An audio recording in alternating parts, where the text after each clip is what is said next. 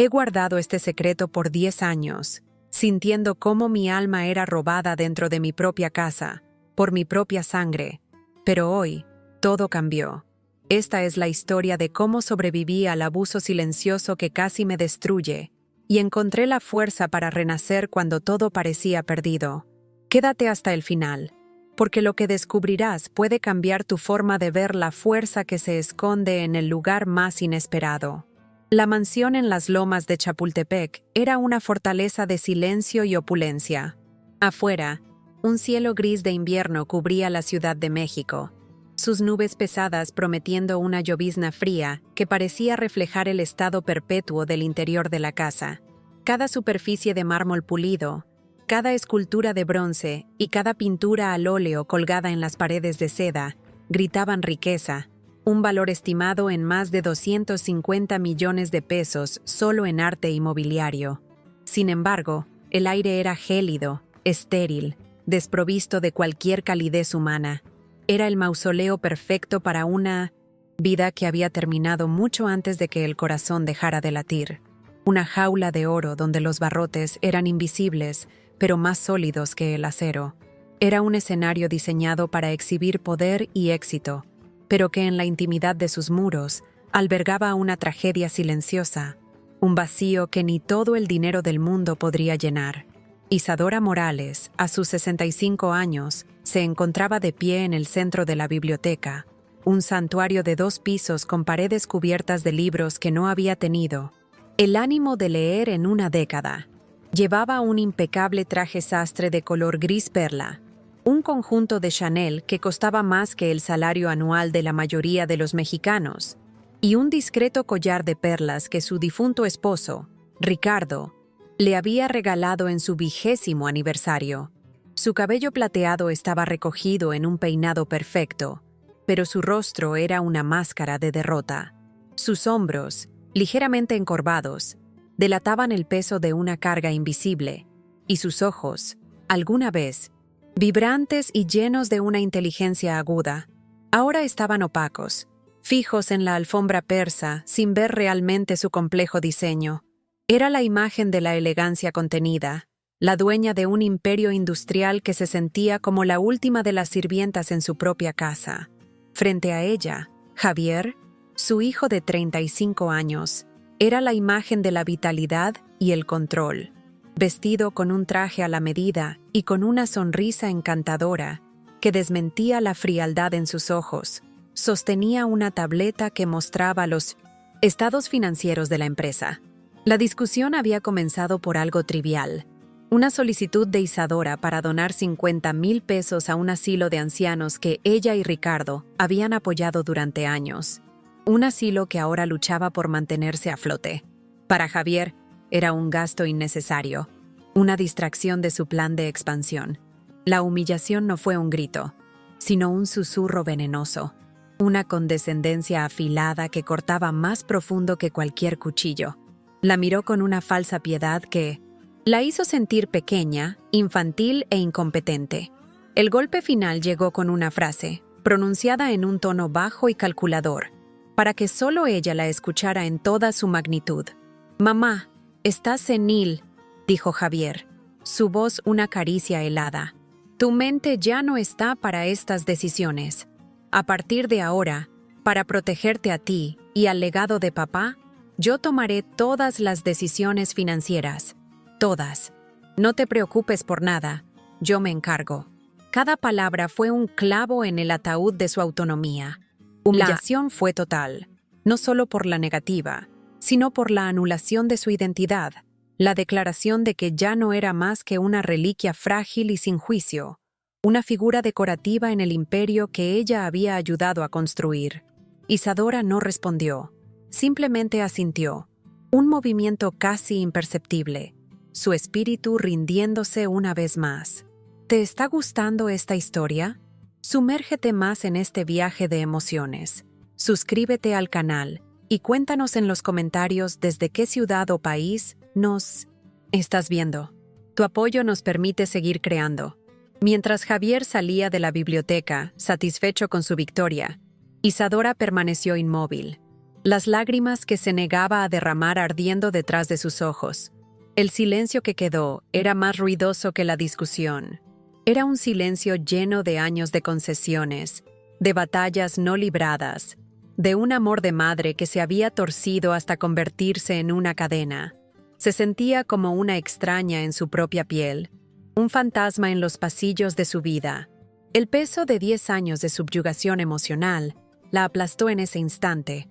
Una década desde la muerte de Ricardo, una década desde que Javier, su único hijo, había comenzado a tejer metódicamente su red de control, aislándola y despojándola de todo poder bajo el pretexto de cuidarla.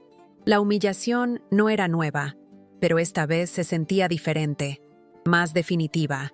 La palabra senil resonaba en las paredes de su mente. ¿Era eso en lo que se había convertido? Una mujer que había presidido juntas, directivas, negociado contratos millonarios y criado a un hijo sola tras la muerte de su esposo, ahora era reducida a una anciana incapacitada por el mismo hombre que debería protegerla. El traje caro se sentía como un disfraz, las joyas como grilletes. Se acercó a la ventana, observando el jardín meticulosamente cuidado pero sin vida, un reflejo de sí misma. Las gotas de lluvia comenzaron a golpear suavemente el cristal, cada una un pequeño martillo contra su frágil compostura, anunciando la tormenta que, sin saberlo, estaba a punto de desatarse en su interior. En un rincón de la biblioteca, casi invisible entre las sombras de una estantería de caoba, una joven limpiaba el polvo de los libros con un cuidado reverencial. Era Elena, la nueva empleada de 22 años, llegada de un pequeño pueblo de Oaxaca. Había estado allí durante toda la escena, un testigo silencioso del cruel desmantelamiento de la dignidad de su patrona. Sus ojos oscuros, normalmente llenos de una determinación tranquila, ahora reflejaban una profunda tristeza y empatía. Vio a Isadora temblar, no de frío, sino de una angustia contenida que ella, a pesar de su corta vida, conocía demasiado bien en otras formas. Vio el momento exacto en que la luz en los ojos de la señora Morales pareció extinguirse por completo. Isadora se giró, su mirada perdida encontrándose con la de la joven. Por un instante, la vergüenza la invadió.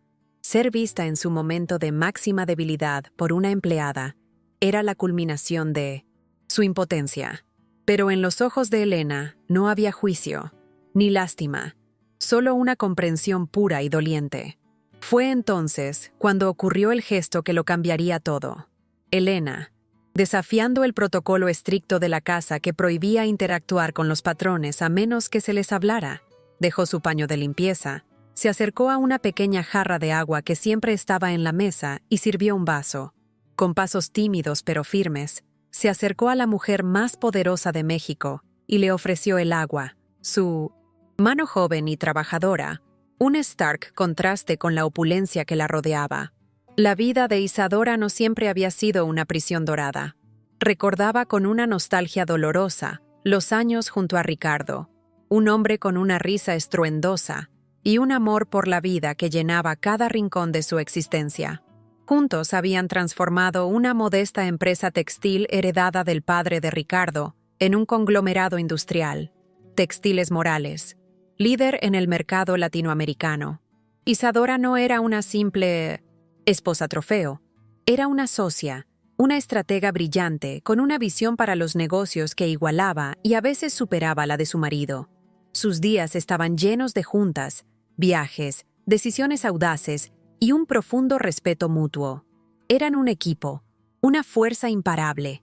La mansión, en ese entonces, era un hogar, vibrante con fiestas, risas y el sonido de su pequeño Javier corriendo por los pasillos. La muerte de Ricardo, hace exactamente 10 años, a causa de un infarto fulminante a los 60 años, fue el cataclismo que lo cambió todo. Isadora quedó devastada, perdida en un mar de dolor. Javier, entonces con 25 años y recién graduado de una prestigiosa maestría en administración de empresas en el extranjero, regresó para tomar las riendas. Al principio, su dedicación fue un bálsamo para el alma herida de Isadora. Él se hizo cargo de todo, de los arreglos funerarios, de las complejidades del testamento y de la dirección de la empresa. «Descansa, mamá. Yo me ocupo. Te lo mereces», le decía con una ternura que la conmovía. Ella, consumida por el luto, le cedió el control, agradecida por tener un hijo tan fuerte y responsable. No vio la sombra que se cernía detrás de esa eficiencia. Poco a poco, casi imperceptiblemente, el cuidado se transformó en control. Javier comenzó a tomar decisiones sin consultarla, primero en la empresa, argumentando que no quería agobiarla con detalles técnicos. Luego, en sus finanzas personales, sugiriendo consolidar las cuentas para una mejor administración. Convenció a Isadora de otorgarle un poder notarial absoluto, una formalidad, le aseguró, para agilizar los trámites. Ella firmó sin dudar, cegada por la confianza y el amor maternal. No se dio cuenta de que acababa de entregarle las llaves de su propia jaula, un error que le costaría una década de su vida y casi la totalidad de su espíritu, demostrando que la vulnerabilidad puede nacer del amor más puro. El aislamiento fue la siguiente etapa del plan de Javier. Sus amigas de toda la vida, mujeres con las que compartía almuerzos, viajes y confidencias, comenzaron a recibir excusas cuando llamaban. «Mi mamá está indispuesta. Tuvo una mala noche. El médico le recomendó reposo absoluto». Si alguna lograba comunicarse, Javier monitoreaba la llamada, interrumpiendo para recordarle a su madre que no debía alterarse. Pronto, las llamadas cesaron. Los parientes lejanos fueron sutilmente alejados con la misma estrategia. Javier la convenció de que el mundo exterior era peligroso y agotador, y que su único refugio seguro era la mansión, bajo su atenta y amorosa protección. Isadora, debilitada por el duelo y la creciente dependencia, empezó a creerle. El personal de la casa también fue reemplazado gradualmente. Los empleados leales a Ricardo y a ella, aquellos que la habían visto crecer y luego dirigir un imperio, fueron despedidos bajo diversos pretextos. En su lugar, Javier contrató a un equipo nuevo, personas que solo le debían lealtad a él, que informaban cada movimiento y cada palabra de Isadora. La casa se llenó de ojos y oídos que no eran suyos. Se sentía constantemente vigilada, cada gesto analizado. La violación no fue física, sino espiritual. Fue el despojo sistemático de su voluntad, la anulación de su identidad, el robo de su derecho a decidir, a opinar, a vivir. Era una prisionera en un palacio, y su carcelero era el hijo al que le había dado la vida. En este desierto emocional apareció Elena. La joven de Oaxaca era todo lo que la mansión no era: sencilla, auténtica y llena de una calidez que emanaba de su interior. Había llegado a la Ciudad de México hacía apenas 3 meses, enviada por una tía lejana para trabajar y enviar dinero a su familia. Sus padres y sus 4 hermanos menores vivían en una pequeña casa de adobe en una aldea de la Sierra Sur, subsistiendo de lo que la tierra les daba. Elena había dejado atrás sus sueños de ser maestra para asegurar que sus hermanos pudieran seguir estudiando. Su rostro, de rasgos indígenas finos, estaba marcado por el sol y el trabajo, pero sus ojos oscuros brillaban con una inteligencia y una resiliencia inquebrantables. La frase que Elena le dijo a Isadora al ofrecerle el agua no fue un acto calculado, sino un eco de su propia crianza. Mi abuela siempre decía que las lágrimas salan la tierra, pero a veces la hacen más fértil. Era una sabiduría popular, nacida de una vida de dificultades y superación, una verdad simple pero profunda que resonó en el alma árida de Isadora. Por primera vez en 10 años, alguien no la veía como la viuda millonaria, la matriarca senil o el trofeo de un hijo exitoso. Elena la vio como lo que era: una mujer sufriendo. Ese pequeño gesto de humanidad, ofrecer un vaso de agua y una palabra de consuelo, fue la primera grieta en el muro de hielo que rodeaba el corazón de Isadora. Intrigada, Isadora comenzó a buscar momentos para hablar con Elena, lejos de la mirada vigilante de Javier y del resto del personal. Se encontraban en la biblioteca tarde en la noche o en el invernadero al amanecer, antes de que la casa se despertara. Al principio, las conversaciones eran tímidas. Isadora le preguntaba por su familia, por su pueblo. Elena, con una humildad natural, le contaba sobre las cosechas de maíz, las fiestas patronales, el olor a tierra mojada después de la lluvia y la preocupación constante por el bienestar de sus seres queridos. Hablaba de la pobreza no con autocompasión, sino como una simple condición de vida que se enfrentaba con trabajo duro, fe y la unión familiar. Elena nunca se quejaba. A pesar de que su salario de 4,000 pesos mensuales apenas le alcanzaba para sus gastos y para enviar algo a casa, siempre tenía una sonrisa genuina. Isadora, escuchándola, sentía una punzada de vergüenza y admiración. Ella, rodeada de un lujo inimaginable, se había dejado consumir por la autocompasión y el miedo. Elena, sin poseer nada material, era dueña de una fortaleza interior que Isadora había perdido. La joven le hablaba de sus sueños, de cómo esperaba ahorrar lo suficiente para volver a su pueblo y abrir una pequeña escuela. «El conocimiento es la única herencia que no se puede robar, señora», le dijo una vez. Una frase que se clavó en la mente de Isadora. El vínculo entre ellas se fortaleció con cada encuentro secreto. Isadora encontró en Elena una confidente, una hija sustituta que la escuchaba sin juzgar. Le habló de Ricardo, de sus viajes, de sus logros. Por primera vez en años, desempolvó sus recuerdos y los compartió, sintiendo cómo una parte de su antiguo yo volvía a la vida. Elena, a su vez, veía en Isadora no a una patrona, sino a una mujer sabia y herida que merecía respeto y cariño. La trataba con una deferencia que no nacía de la obligación, sino de un afecto genuino. Le preparaba tés de hierbas que su abuela le había enseñado, le leía pasajes de libros que encontraba en la biblioteca y simplemente se sentaba con ella en silencio cuando notaba que la tristeza la embargaba. Este florecimiento de Isadora no pasó desapercibido para Javier. Notó un cambio en su madre.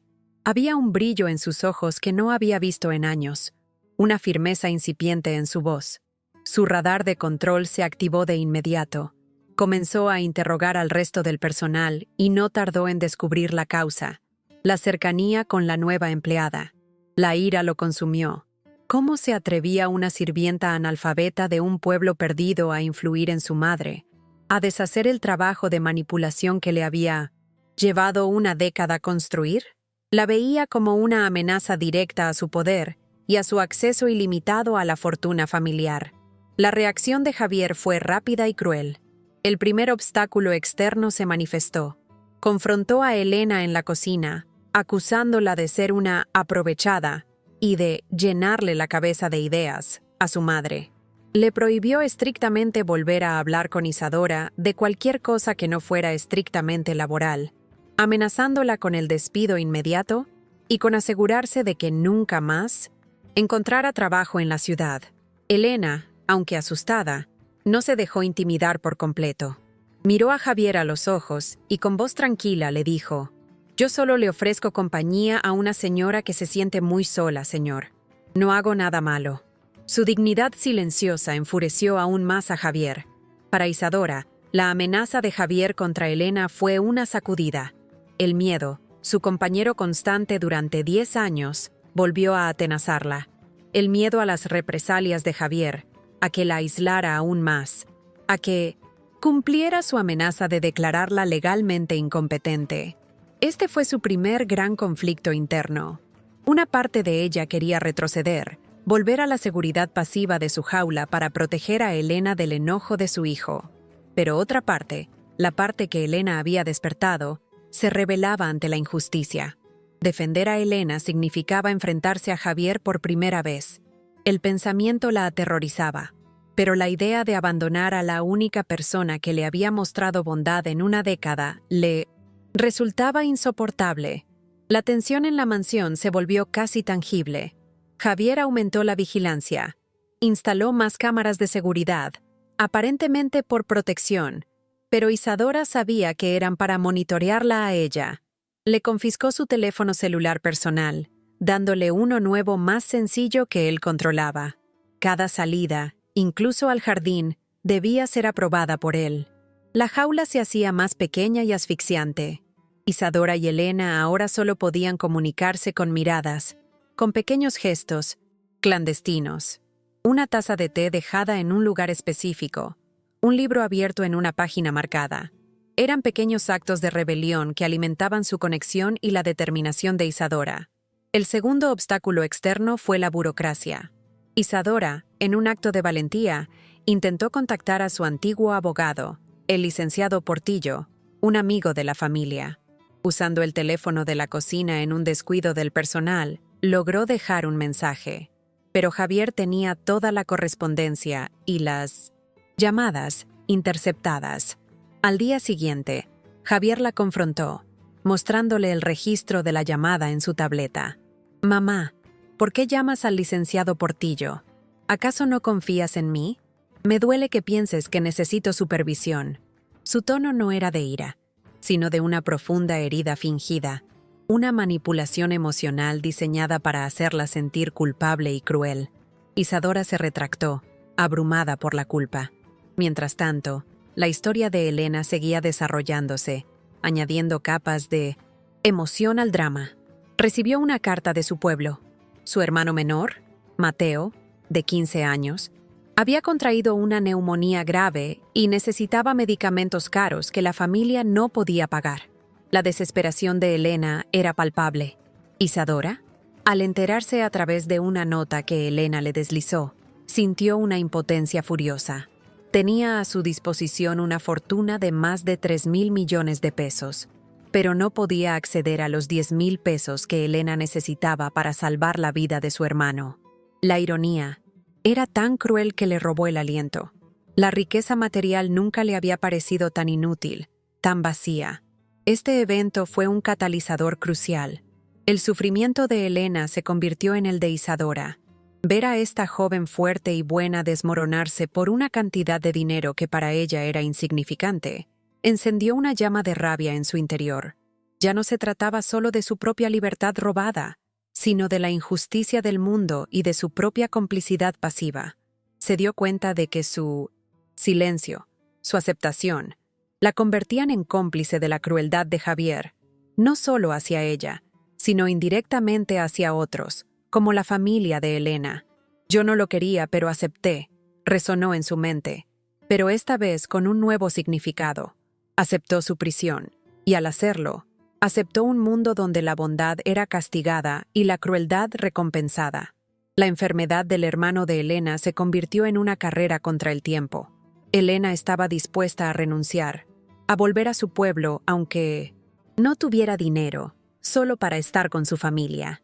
Isadora, en un acto desesperado, se enfrentó a su propio trauma. Recordó una vieja caja fuerte escondida detrás de un cuadro en el estudio de Ricardo, una que Javier no conocía. Contenía joyas y algo de efectivo que Ricardo guardaba para emergencias. Con el corazón latiéndole con fuerza, esperó a que la casa estuviera en silencio en medio de la noche. Se sentía como una ladrona en su propia casa, el miedo y la adrenalina corriendo por sus venas. Era una prueba de fuego para su nueva determinación. Con manos temblorosas, logró abrir la caja fuerte. Dentro, encontró un fajo de billetes de 500 pesos, un total de 100.000 pesos y un collar de diamantes que no había usado en años. Tomó el dinero y una pequeña parte de las joyas. Al día siguiente, con una excusa elaborada para poder ir al jardín sola, se encontró con Elena cerca del viejo invernadero.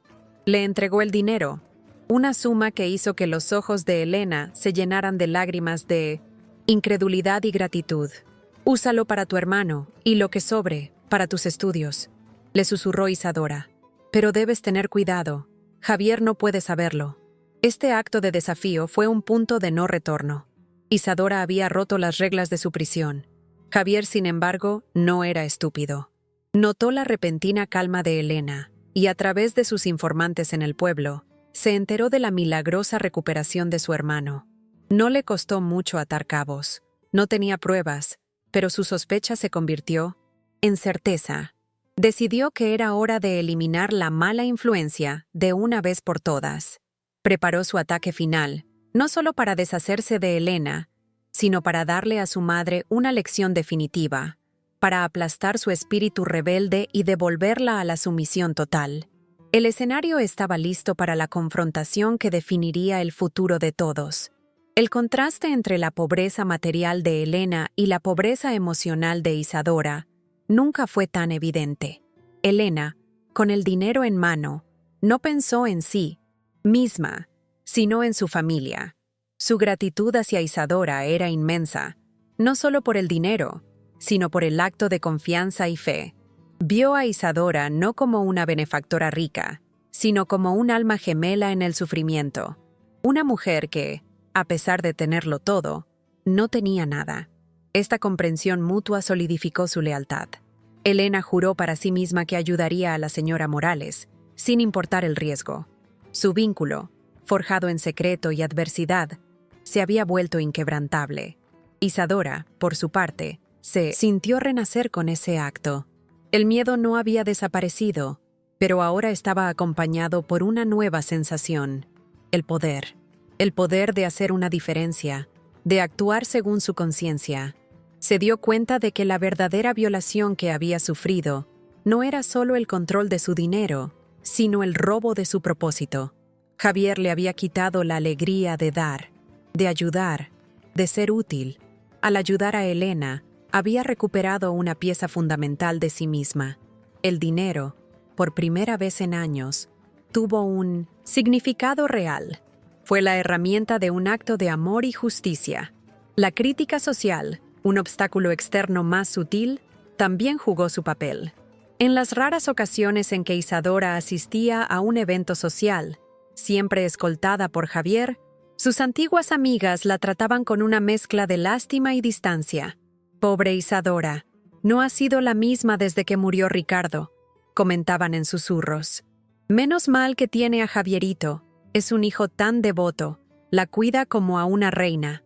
La fachada de Javier era perfecta. Nadie veía la verdad. Isadora se sentía increíblemente sola, atrapada en una narrativa falsa que la pintaba como frágil y afortunada, cuando en realidad era una víctima. Esta percepción pública la debilitaba, alimentando sus dudas internas. ¿Y si Javier tenía razón? ¿Y si realmente estaba perdiendo la cabeza y Elena era solo una manipuladora inteligente? El gaslighting al que había sido sometida durante una década había dejado cicatrices profundas, pero entonces recordaba la mirada honesta de Elena, la historia de su familia, la pureza de su bondad. Recordaba la sensación de poder y propósito al ayudarla, y la duda se disipaba, reemplazada por una certeza fría y dura. No estaba loca, estaba prisionera, y era hora de escapar. La tensión seguía aumentando. Cada día era una guerra fría. Javier la trataba con una dulzura empalagosa frente al personal, un acto para demostrar su paciencia con su difícil madre. Pero en privado, sus comentarios eran cortantes, sus miradas llenas de advertencia. Isadora aprendió a jugar su propio juego. Fingía sumisión, asentía a sus órdenes, mientras que por dentro planeaba su siguiente movimiento, alimentando su resolución con los recuerdos de su antiguo yo y la fuerza que le infundía la presencia silenciosa de Elena. La historia de sufrimiento de Elena sirvió como un espejo para Isadora. La joven había sufrido la pobreza, la falta de oportunidades, la distancia de su familia. Isadora había sufrido la opulencia, la falta de libertad, el aislamiento de sus seres queridos. Ambas eran formas de prisión, ambas formas de dolor. Pero mientras Elena luchaba con esperanza y dignidad, Isadora se había rendido. La historia de Elena no solo la inspiró, la avergonzó. Y esa vergüenza fue el combustible final que necesitaba para la batalla que se avecinaba. Estaba lista. El miedo seguía allí, pero el deseo de libertad era, por primera vez, mucho más fuerte. La confrontación final estalló en la sala principal, un espacio vasto y suntuoso diseñado para impresionar a los visitantes, pero que ahora se sentía como una arena. Javier había convocado a Isadora y a Elena bajo el pretexto de discutir un asunto doméstico urgente. Su rostro era una máscara de indignación controlada. Había colocado sobre una mesa de centro una pequeña bolsa de terciopelo. Con un gesto dramático, la abrió, revelando el collar de diamantes que Isadora había sacado de la caja fuerte. Lo había encontrado, como ella temía, al revisar las grabaciones de las cámaras de seguridad que cubrían el estudio. La trampa estaba puesta, y él saboreaba el momento. «Madre, me duele en el alma tener que hacer esto», comenzó Javier, su voz resonando con una falsa solemnidad. «He descubierto que esta mujer», dijo señalando a Elena con desprecio, «no solo te ha estado manipulando, sino que te ha estado robando». Se giró hacia Elena, quien palideció, pero se mantuvo erguida. «Este collar, valorado en más de 1 millón de pesos, lo encontré entre sus pertenencias. Es una ladrona». La acusación quedó suspendida en el aire, pesada y venenosa. Javier esperaba que su madre se desmoronara, que se volviera contra Elena, que le suplicara perdón por su mal juicio, pero se encontró con un silencio inesperado, un silencio cargado de una fuerza que no reconoció. Isadora miró el collar, luego a Elena y finalmente a su hijo. Vio la mentira en sus ojos, la crueldad en su sonrisa apenas contenida, y en ese instante, una década de miedo se evaporó, reemplazada por una claridad helada. Javier no solo estaba despidiendo a Elena, estaba intentando destruir su reputación, su futuro, todo por haberle mostrado bondad. En ese momento, Isadora se levantó de su sillón, no con la fragilidad de una anciana, sino con la postura erguida de la mujer que había dirigido un imperio, con una voz que no había usado en 10 años, una voz firme, resonante y llena de una autoridad innegable. Pronunció 2 palabras que hicieron eco en el mármol. «¡Basta!». «¡Javier!». El diálogo que siguió fue la liberación de un alma largamente encarcelada. Isadora caminó lentamente hacia su hijo, sus ojos fijos en los suyos, sin miedo. «El collar se lo di yo», afirmó, su voz sin un ápice de temblor. «Durante 10 años, has violado mi espíritu, mi libertad y la memoria de tu padre. Me convertiste en una extraña en mi propia casa y en mi propia vida. Abusaste de mi confianza, de mi amor de madre. Yo no quería esta vida, pero la acepté por un amor ciego, por el dolor, por la costumbre. Hasta ahora». Hizo una pausa, dejando que cada palabra se asentara. «Esta joven», dijo, girándose para poner una mano protectora en el hombro de Elena, «con nada más que su bondad, me devolvió lo que tú me robaste en una década. Me recordó quién soy». Se volvió de nuevo hacia un Javier estupefacto, cuya máscara de control comenzaba a resquebrajarse. «La casa es mía, la fortuna es mía, y mi vida, a partir de hoy, es mía». La transformación era completa. Ya no era resignada. Era la matriarca reclamando su trono. Su mirada era de acero. Concluyó con la orden que selló su liberación y la caída de su tirano. «Así que el que se va de esta casa, el que ya no pertenece aquí, eres tú. Vete». La palabra «vete» no fue un grito, sino una sentencia, final e irrevocable. Al defender a Elena, Isadora finalmente se había defendido a sí misma, rompiendo el ciclo de abuso emocional y reclamando su identidad, su poder y su futuro. ¿Te está gustando esta historia? Deja un like y suscríbete al canal. Ahora continuamos con el vídeo. El silencio que siguió a la orden de Isadora fue más impactante que cualquier grito. Javier la miró, su rostro una mezcla de incredulidad, furia y, por primera vez, miedo. Vio en los ojos de su madre a una extraña, una mujer que creía haber enterrado bajo capas de manipulación y control. Intentó balbucear una protesta, una amenaza sobre su incompetencia legal, pero las palabras se ahogaron en su garganta. La autoridad en la postura de Isadora era absoluta. Sin decir una palabra más, ella simplemente se mantuvo firme, su mirada inquebrantable. Derrotado, humillado y despojado de su poder en el mismo escenario donde había planeado su triunfo, Javier dio media vuelta y salió de la sala principal, y poco después, de la mansión. La puerta principal cerrándose detrás de él resonó como el fin de una era. A la mañana siguiente, Isadora, con Elena a su lado como un pilar de apoyo silencioso, hizo la llamada que había pospuesto por 10 años. Contactó al licenciado Portillo, quien acudió a la mansión de inmediato. Al escuchar el relato completo de la subyugación y el control financiero, el abogado, un hombre leal a la memoria de Ricardo, se sintió horrorizado y culpable por no haber sospechado nada. Inmediatamente, puso en marcha a su equipo legal. En cuestión de semanas, y gracias a la abrumadora evidencia del poder notarial abusivo y los testimonios del personal leal que Isadora había logrado contactar, se revocaron todos los poderes de Javier. Isadora Morales fue restituida como la única y absoluta controladora de su patrimonio, un imperio valorado en miles de millones. Con el control legal firmemente en sus manos, Isadora enfrentó la decisión más difícil: ¿qué hacer con su hijo? Una parte de ella sentía el dolor de una madre por el hombre roto en que se había convertido. Otra parte, la mujer de negocios pragmática, sabía el daño que había causado. Le ofreció a Javier una elección, presentada a través de los abogados. La primera opción era un exilio de los negocios familiares y de su vida, pero con la condición de que se internara en una clínica psicológica de primer nivel en Suiza para un tratamiento intensivo por un mínimo de 2 años, con todos los gastos pagados.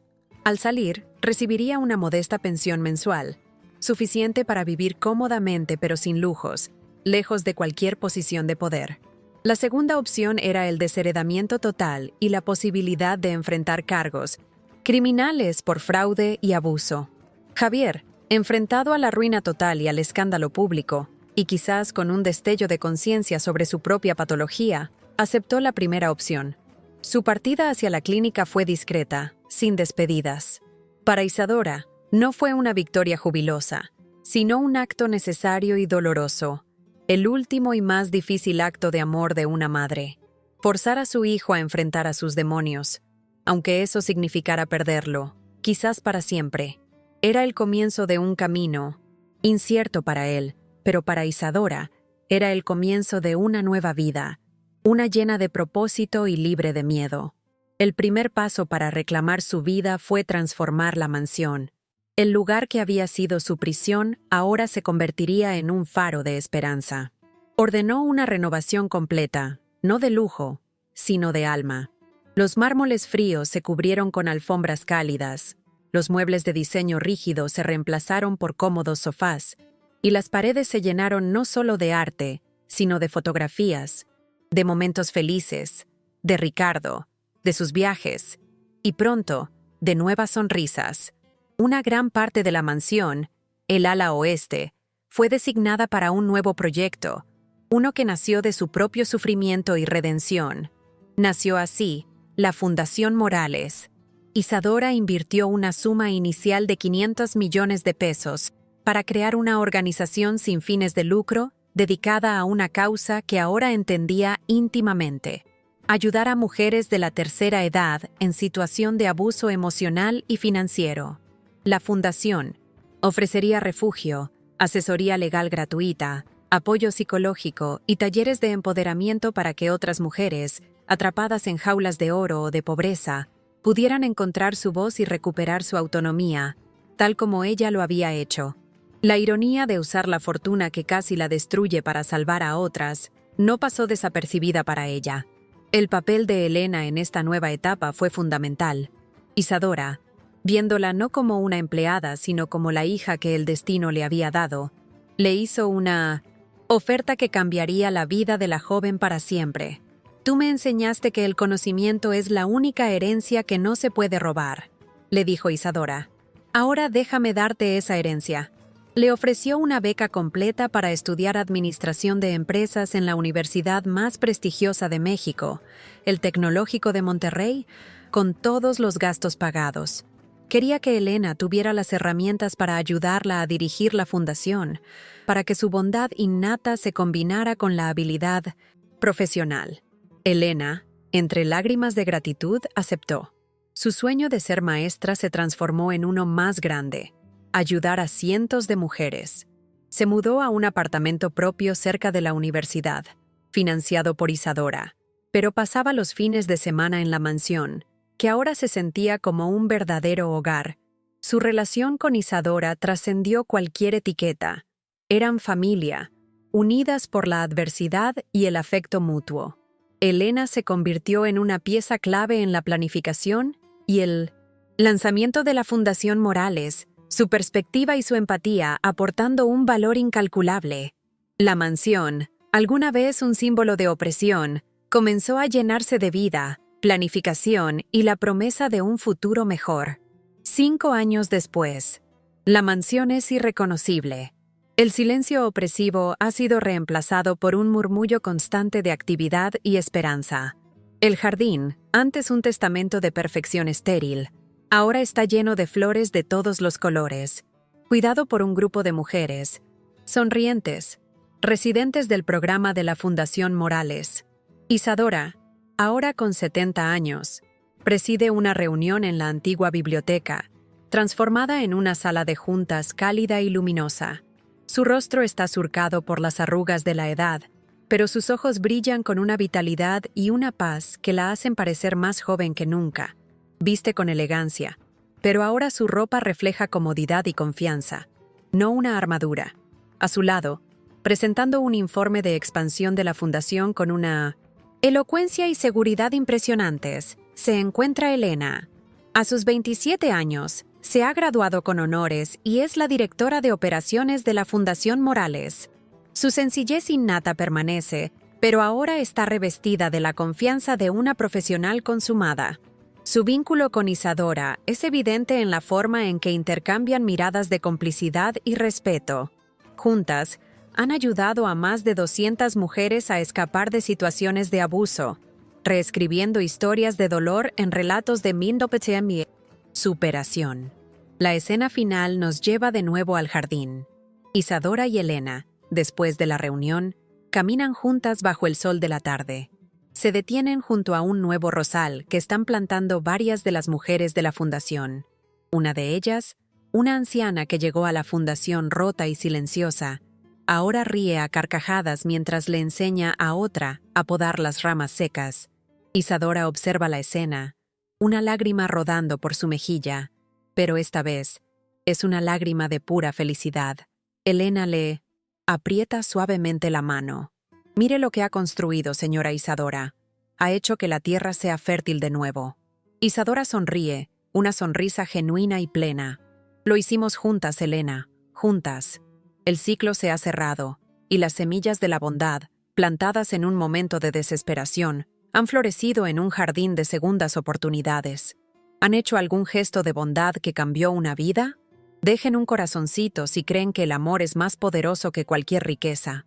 Suscríbanse para más historias de segundas oportunidades. Comenten, ¿el amor no tiene precio? Si ustedes también creen en la bondad humana.